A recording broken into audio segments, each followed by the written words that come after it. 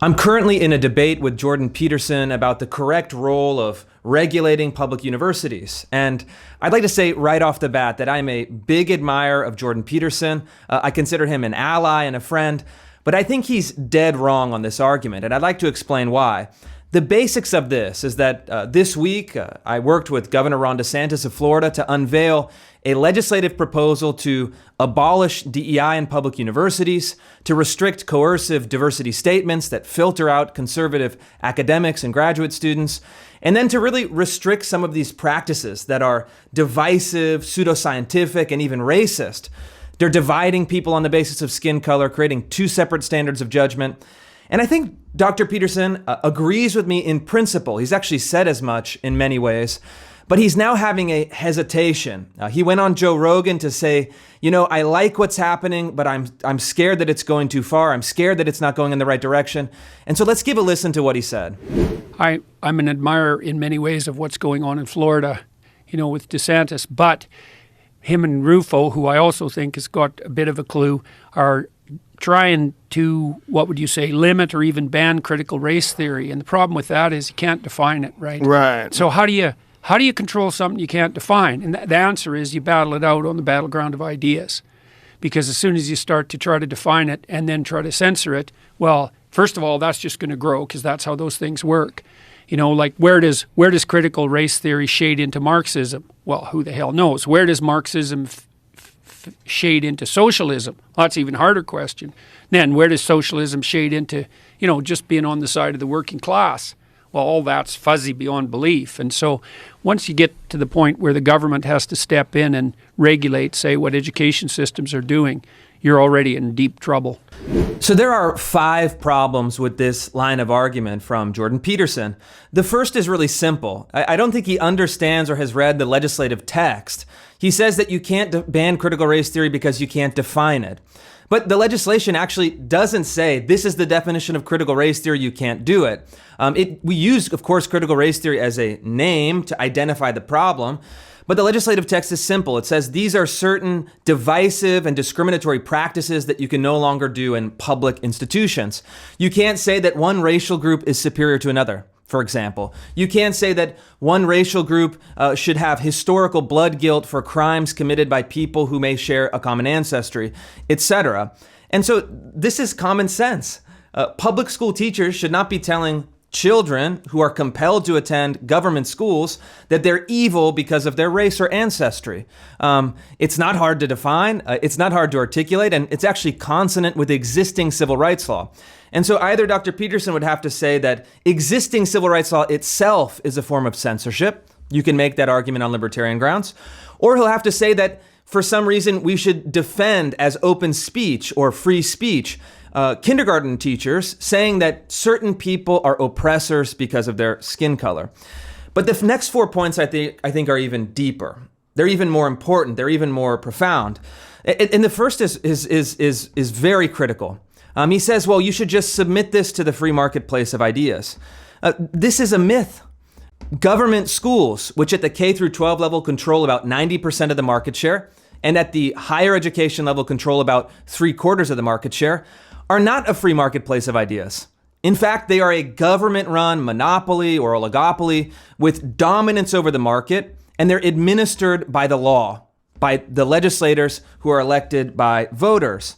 And furthermore, these institutions are not open places of debate. They are dominated by left-wing activists. They've been captured by left-wing ideologues.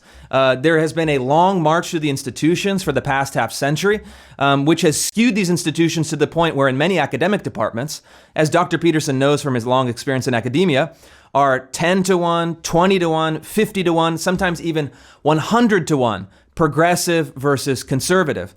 And so can you say in a government institution, which of course is not a free marketplace of ideas, that has 100-1 left to right dominance, that even if you have procedural academic freedom, people are, say, free to speak their minds, is it substantive academic freedom? If everyone agrees with the left-wing orthodoxy, what kind of freedom is this? It's procedural but not substantive. And then furthermore, the public gets to decide. And in the case of Florida, the more that Governor DeSantis has gone after these kind of ideologies in public institutions, the more that the public has rallied to his side, to the point where in his re-election campaign, he won by an overwhelming 19% margin. And so look, when the governor of a state, they win by a huge legislative majority in the state house and state senate, they have a mandate and they actually have a responsibility to act. And reforming public institutions, the governor actually regulating and reforming the government, is not an infringement on a free marketplace of ideas. It's actually quite the opposite. And the next point, the third point, I think is a misunderstanding of the nature of these institutions as a whole. I think what Dr. Peterson is saying is that he is against the politicization of the academy, of, let's say, higher education.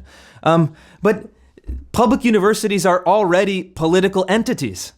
They've already been politicized. And this amounts to something like the voters should have no influence over public institutions. That is the implication of this argument. It's that you can either have two modes of government. You can have rule by the bureaucracies and DEI agents and of tenured faculty who are, again, state employees, or you can have the rule of the people who express their will through their electoral systems, who elect a legislature, who elect a governor, and they give them a mandate for governing and actually reforming. And so the legislature is now proposing reforms in the state of Florida to say, you know what, we're going to eliminate the DEI bureaucracies. We're going to push back against left-wing ideological capture. We're going to have more open and free debate with some conservative professors coming in to balance it. And somehow there is a default assumption that politicization on the left, which has been happening for half a century, is somehow rightful, is somehow neutral, is somehow to be accepted without question. But any kind of governing influence from the right is seen as scary and illegitimate and verboten. But really all that we're doing is saying that coercive DEI bureaucracies, that our censorship regimes should be eliminated and we should have more balance in the academy. I think that this is actually the opposite of what many people are scared of. It's actually creating a more liberal environment, small L. It's creating more academic freedom in a substantive way. And it's actually rejuvenating the vigorous debate and respecting the values of the public who pay for these institutions. Listen, DEI bureaucrats cannot just say the public should give us a blank check and then they should shut up and let us run the show. No. The public is the ultimate authority over public institutions. And what Governor DeSantis is doing is saying that has to be made meaningful. We can't just have bureaucrats running the show. We can't just have left-wing racialist ideology being the orthodoxy on campus. We need to actually have institutions that reflect the will of the people. We need to have democracy. We need to have a constitutional republic that is real, that is substantive, and that is meaningful in people's lives. The fourth point, and I think this is a maybe temperamental question, not just with Dr. Peterson, again, whom I admire, but with many of the people in the so-called IDW. They have a difficulty or a kind of aversion or a hesitation moving from the intellectual to the political. Dr. Peterson himself has said that DEI needs to DIE. He's made that very clearly. He says, we need to get rid of this because this is hostile to inquiry, this is hostile to a good academy, and it really corrupts everything in higher education. And yet, when Governor DeSantis and when I have made a concrete proposal to do exactly that, to say, you know what, we're going to abolish DEI offices, all of a sudden, there's a hesitation, there's a fear, there is a kind of unwillingness to go from an intellectual point to a point of political action. And I think, we don't want to kind of psychoanalyze this. I'll leave that to others. But I think there is a kind of IDW delusion that you can solve it with a podcast. But look, we have convinced the public on critical race theory. I've made the case to the public. I've led the public debate. We have a 70-30 margin according to all of the public polling data. The people believe that critical race theory should be unwelcome in public institutions. It should not be the guiding principle and should not be supported by tax dollars. And so we've done, what the IDW says. We've won the public debate. But guess what? That actually doesn't matter if you have tens of millions of dollars, really hundreds of millions of dollars being spent in the state of Florida, where this is the orthodoxy. where it is being promoted by hundreds, if not thousands, of publicly funded bureaucrats and faculty. And so then the IDW is really presented with a big challenge, a fundamental question. After you've won the public debate, after you've won in the realm of the electoral system, you have a governor, you have a legislature, and you still have these DEI ideologues running the show, what do? Do you make another podcast? Do you win the public debate again? Or do you actually say, after we've won the debate, after we've won the election, we have a duty to legislate. We have a duty to govern. And we have a duty to make the hard decisions, like abolishing DEI offices because they are racist, they are pseudoscientific, they are divisive, and they are a waste of taxpayer money. We don't get that. A lot of these folks are going to say, let's just retreat back into the realm of pure intellect. Well, I think that it is actually an abdication. That is a moral problem. You're faced with an imperative question. You have established the premise, and you must have the courage to take your own premise across its logic to the natural conclusion. And so when you say DEI needs to DIE, when the moment comes to either support or reject a concrete proposal to do so, I think you have a moral obligation to follow your premise to the conclusion and say, yes, really and truly, in a meaningful way, DEI needs to DIE. But a lot of these folks in the kind of IDW centrosphere operate in a different set of assumptions. They say, well, what if the left uses these techniques against us later? This kind of fear, this kind of hesitation. The left has been using these techniques for 50 years. This is the status quo right now. And if you can't see that, you're not operating from a position of reality. And in practice, the abdication means the left can impose its ideology undemocratically on all of our institutions, on all of the people, using taxpayer money to support an ideology and a governing system that is against the will of the taxpayer. But as long as it's not kind of conservative legislating, we're supposed to accept the status quo as somehow a representation of free and fair debate. They mistake the status quo for free and fair debate or for neutrality. And the fifth point, and I think this follows naturally from the fourth point, is that many of these IDW types, so-called centrists, have a cultural aversion to conservatives and conservative people. This is very clear. You can kind of see it, And what I think this really amounts to is that they have a false belief that centrism is the ultimate moral high ground.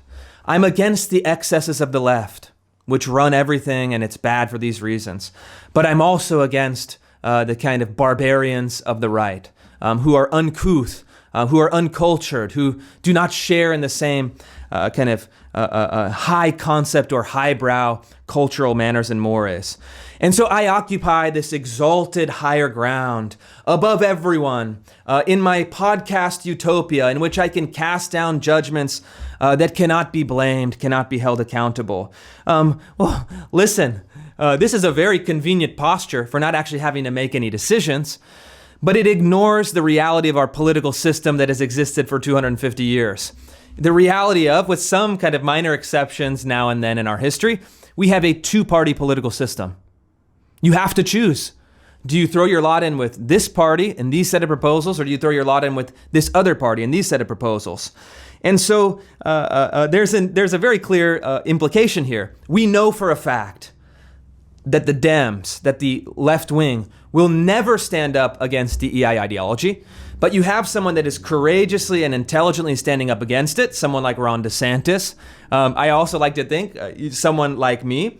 We're providing a concrete solution, and we're going to say that you have to get off the sidelines. We're saying that you have to come down from your podcast utopia and actually engage in politics. This is the time. And I think one of the reasons why you've seen the IDW types splinter over the last few years is because this question has been posed to them and they've refused to answer.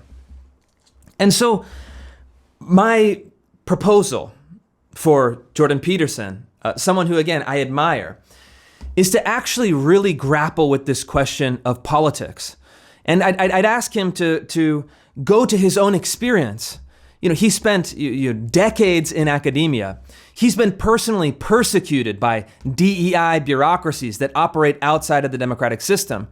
And now some of his own ideas, DEI needs to DIE, for example, are on the table for political action. And so I would say, Dr. Peterson, join us. Follow your premise to its logical conclusion. Have the confidence that your ideas are right. Have the confidence that these proposals, enacting them, will increase academic freedom, will reduce censorship, will increase the democratic representation of our political institutions, and will get rid of the hostile and nihilistic left-wing ideologies that have laid waste to so much good scholarship, that have laid waste to so many promising academics, and will lay waste to our country if they're left unchecked. And so this is a time for deciding. We've won the open marketplace of ideas, and now we have to move from the intellectual to the political. And so it's time to move to action. This is going to be on the table in the real world in the coming weeks and the coming months. And the question is not, can we retreat? Can we go back to a purely intellectual realm? Can we maintain our sanctity as centrists on a high ground who don't have to grapple with politics? Those are all gone. Those questions have been answered. It's time to answer this question.